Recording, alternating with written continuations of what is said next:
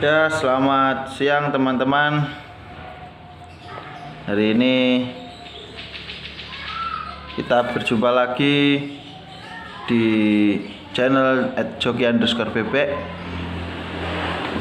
Channelnya pecinta unggas petelur.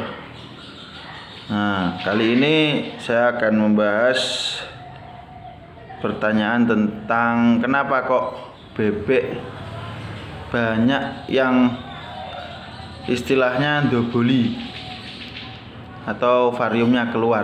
Nah, itu kaitannya dengan formulasi ransum pakan ya teman-teman.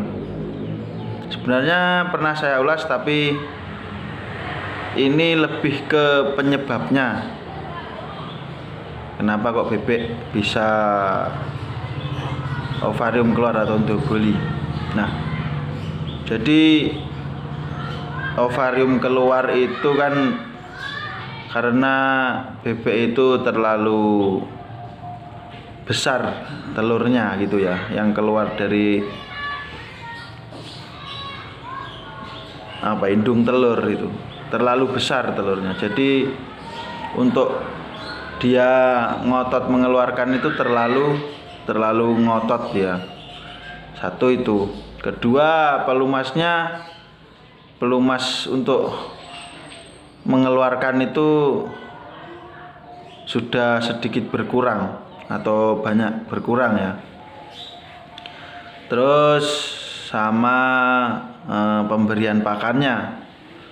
Pemberian pakannya itu kalau bebek petelur itu istilahnya keseimbangan dari protein dan karbohidrat. Nah, itu ya.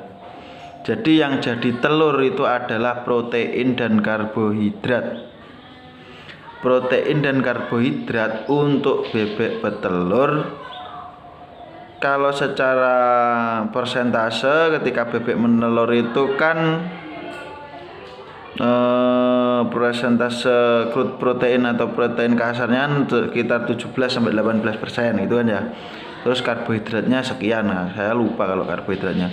Nah, yang paling mudah adalah ketika kita mengamati telur dalam produksi satu hari, itu jumlah supernya berapa, kemudian BB-nya berapa, BK-nya berapa. Kalau bebek gampang ndoboli atau keluar ovariumnya itu adalah ketika bebek itu telurnya rata-rata besar, tidak ada BK-nya sama sekali. Itulah yang mengindikasikan bebek itu bisa menjadi ndoboli. Jadi kalau ketika dalam satu hari itu BK-nya itu sekitar 10% ya, BK-nya itu 10% itu aman. BK-nya 10% sampai 15% itu aman, itu yang pas. Memang harus seperti itu ya teman-teman. Jangan langsung kita mengharapkan bebeknya telurnya selalu besar, super itu, jangan, tidak bisa itu. Nanti bebeknya bisa ndoboli atau ovariumnya keluar. Nah, penyebab bebek itu telurnya bisa besar itu karena nutrisinya, yaitu karbohidratnya terlalu tinggi dan juga proteinnya terlalu tinggi. Yang pas bagaimana? Ya yang ideal saja gitu ya. Nah, bagaimana cara mengetahui keidealismenya itu? Keidealisme sampai idealnya itu bagaimana cara kita mengerti? Yaitu dengan cara melihat produksi hariannya. Jadi telurnya itu jangan sampai terlihat terlalu besar ya. Itu tidak baik untuk bebek. Yang pas ya yang sedang-sedang saja, artinya ada supernya, ada yang tidak super, ada yang BK, itu yang pas. Itu ya. Nah, kalau ketika menemukan katul yang terlalu bagus bagaimana? Ya sebaiknya kita beri campuran katul kasar atau katul yang tidak banyak menirnya itu. Katakanlah kita beli untuk persiapan seperti itu. Nah, yang pas itu ya memang pakai, ada bahkan alternatifnya seperti daun-daun atau rumput, atau kalau saya pakai ampas itu yang bagus itu. Jadi mengantisipasi ketika bebek itu makan kelebihan protein dan kelebihan karbohidrat. Jadi seperti itu teman-teman. Untuk kenapa kok bebek sering ndoboli. Begitupun juga sebaliknya ya teman-teman.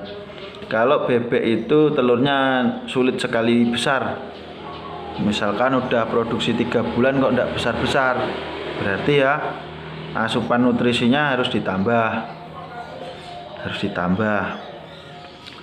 Ada lagi kasus ketika sebenarnya sentratnya sudah penuh, sudah full atau lebih angka maksimal dari persentase yang seharusnya, kok telurnya tetap kecil. Lah itu bisa dari kekurangannya karbohidrat. Nah, karbohidrat itu berasal dari dedek bekatul atau kalau kita kebi atau separator itu. Jadi tinggal tambah aja kebutuhan karbohidratnya untuk itik kita.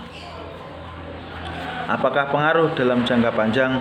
Ya kalau jangka panjangnya bisa saja berpengaruh. Otomatis ya dari bentuk postur telur kan apakah tetap kecil saja kan juga daya jualnya juga harganya juga nggak bisa di top up nanti, nggak bisa di angka maksimal gitu.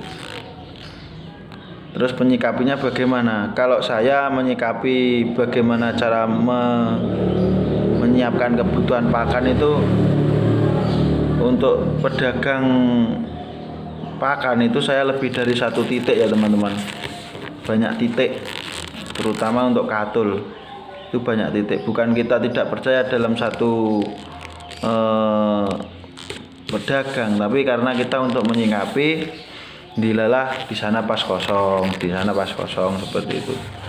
Terus bagaimana kalau misalkan kita minta tolong ke pengepul untuk bisa selalu menyediakan katul atau makanan? Ya enggak apa-apa, asalkan pengepulnya juga tanggung jawab. Kan ada itu pengepul itu enggak tanggung jawab. Begitu pakan habis dikirim saja pakannya yang ngawur, akhirnya kita yang rugi. Kalau pengepul itu ya dia biasanya harganya juga selisih, tapi karena kita memang minta tolong ya kalkulasinya dari harga beli telur gimana kan gitu. Kalau kita nggak dapat sisa ya berarti kita rugi, kalau dapat sisa ya berarti kita untung, itu saja. Itu ya teman-teman. Jadi untuk mengantisipasi bebeknya dobolen atau ovarium keluar itu pertama dari segi nutrisi, kedua dari segi istilahnya pakan, dari segi usia juga. Terus apa lagi ya, kalau bebek itu ndoboli, udah sih kayaknya itu saja ya teman-teman. Tadi dari segi nutrisi, keseimbangan sudah. Nah terus kalau yang keset kurang cairan itu minta tambah mineral itu teman-teman. Minta tambah mineral bebeknya, kasih mineral aja udah nanti sembuh itu.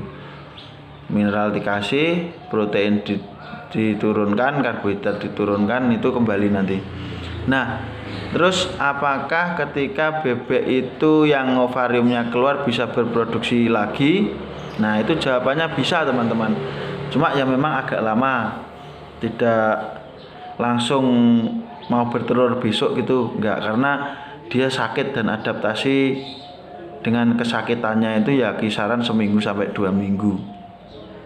Ya kalau bisa misalkan ada terlihat bebek yang sudah seperti itu, langsung saja ditarik, ditempatkan di kandang emergensi atau kandang evakuasi.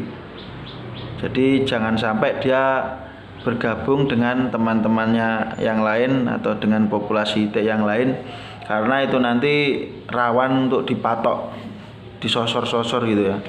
Karena bebek itu lihat sesuatu yang aneh pasti dia nyosor. Nggak peduli makanan, nggak peduli racun, nggak peduli apa, bebek itu kalau ada lihat sesuatu yang aneh pasti disosor. Nah, jadi seperti itu. Ya, baiklah teman-teman, mungkin video saya kali ini saya akhiri. Untuk teman-teman yang baru menemukan channel saya, silakan subscribe, silakan like, dan silakan komen jika menurut teman-teman video ini menarik untuk buat sekedar hiburan atau referensi ingin peternak unggas petelur. Baiklah, saya akhiri. Selamat siang. Assalamualaikum warahmatullahi wabarakatuh.